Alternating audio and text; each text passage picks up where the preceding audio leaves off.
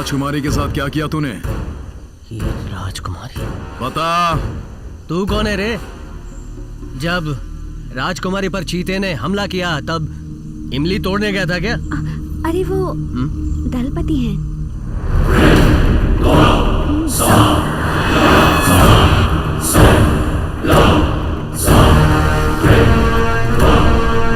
इन्होंने काले चीते से मुझे बचाया है।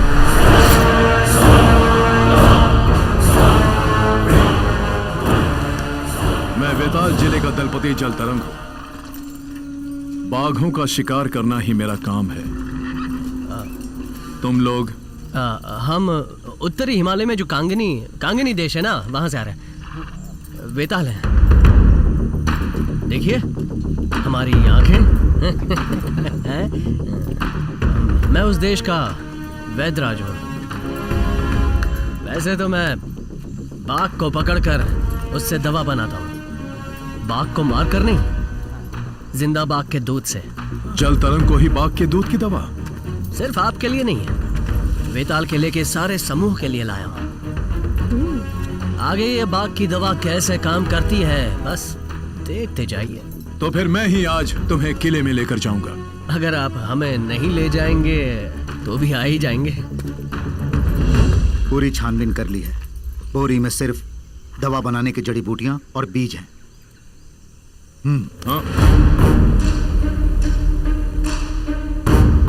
वैद्य को औजार की क्या जरूरत? वहीं रख दो इसे।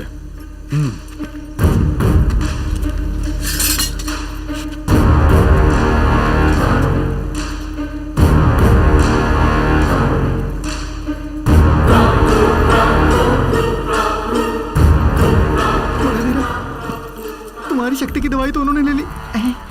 अब तो हम बिना जहर वाले सांप जैसे हो गए हैं। जब मैदान में उतर ही गए तो जो होगा देखा जाएगा।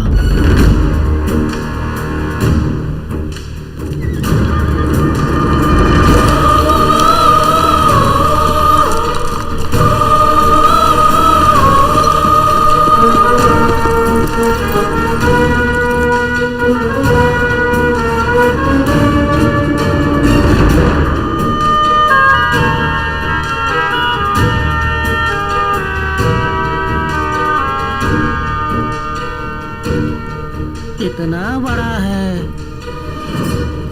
मगधीरा, तुम हंसते हुए बोलो तो ठीक रहेगा। क्या कह रहे हैं? मौत भी सामने आ जाए तब भी मुंह पे डर नहीं दिखना चाहिए, ऐसा वो कह रहे हैं।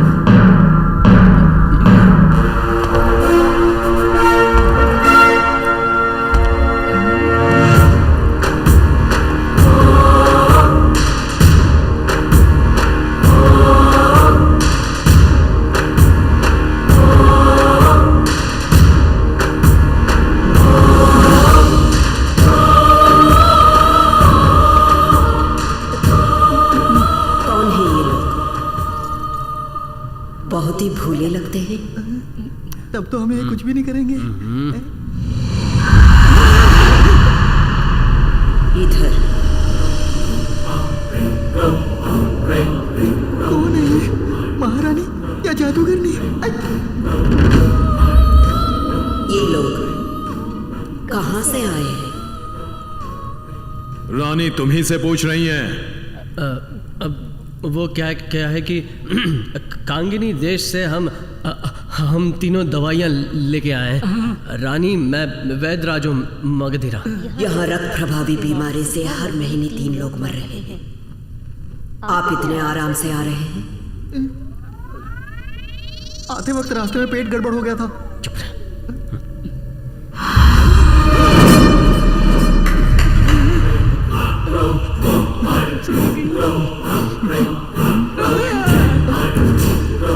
बाप रे, ये तो महल में इधर उधर घूमती हुई दिखाई दे रही है।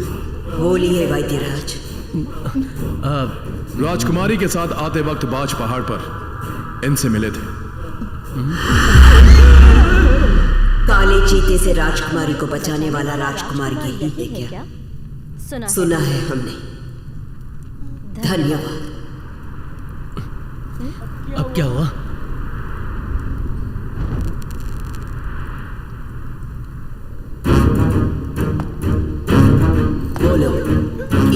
से क्यों आए? रानी, हमारे कांगिनी देश में तूफान आया, इसलिए जड़ी बूटियों के पौधे खराब हो गए और हमें देरी हो गई। दवा तैयार करने में आपको कितने दिन लगेंगे? कोई कहानी बना दे भाई। यमन रानी, पहले जड़ी बूटियों को उबालकर छानना होगा और फिर वापेरी के पत्तों को सुखाकर पीसना होगा। ये सब हम नहीं जानते।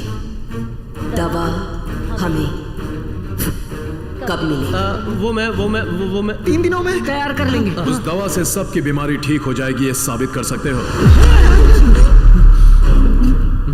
क्या हुआ? बोलती क्यों बंद हो गई? बिल्कुल बीमारी चली जाएगी, ऐसी दवा बनाएंगे। ठीक है, आप लोग थोड़ी देर आराम करके अपना काम शुरू करना। बहुत बहुत धन्यवाद यमन रानी। इस मुसीबत से हमें कैसे छुटकारा मिलेगा बताओ भाई। हमें खुद ही कुछ करना पड़ेगा। ज्योतिष का क्या कहना है बेटा? दक्षिण से अच्छी खबर आने वाली है, ऐसा ज्योतिष का कहना है। अच्छी खबर।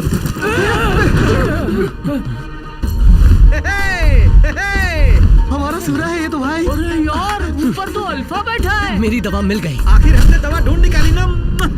शक्ति की दवा देखते ही मेरी जान में जान आ गई भाई।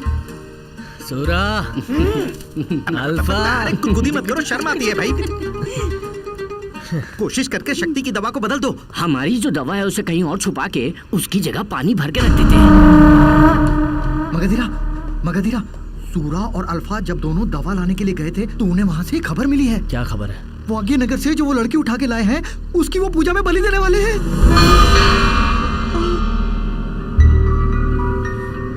पवल मल्ली कहाँ होगी? उस पहाड़ पे जो है वही कारागार लगता है।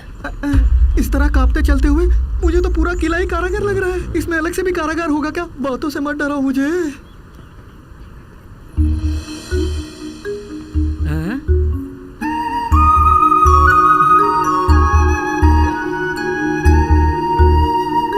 भैया, महारानी की 4 बेटियां हैं क्या? इनमें से सिर्फ एक ही राजकुमारी है, बाकी तो सब दासियां हैं।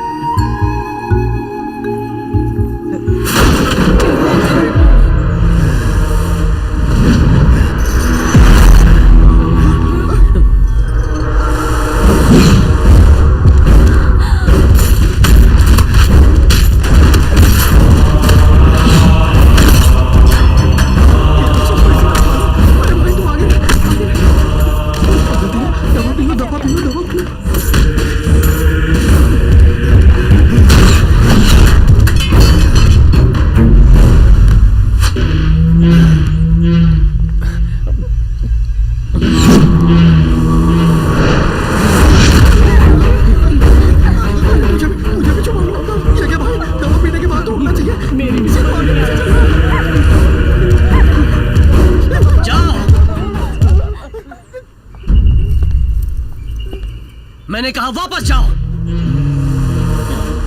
इसकी एक आंख तो दिख रही है, दूसरी कहाँ है?